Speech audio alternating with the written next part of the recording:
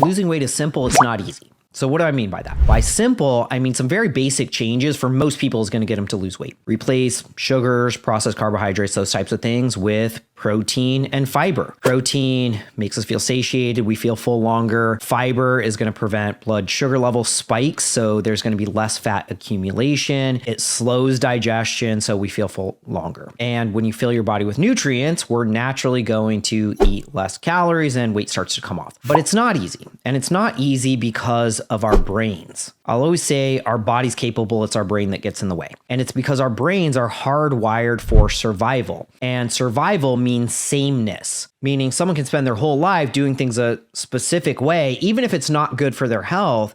But the brain thinks, well, I've survived doing it this way. And so if I continue doing things this way, I will continue to survive. Unfortunately, a lot of folks are surviving. They're not thriving because we're actually hardwired to fear change because change is different and different could mean danger or death. And so you can do a little experiment. Go tie your shoe, just normal tie, little loop, but try doing the little swoop the opposite direction. This is a very simple task, but initially it seems hard. Your brain's going to be like, oh, this is different than what I'm used to. If you really want to up the ante, go try and brush your teeth with the opposite hand than what you're used to.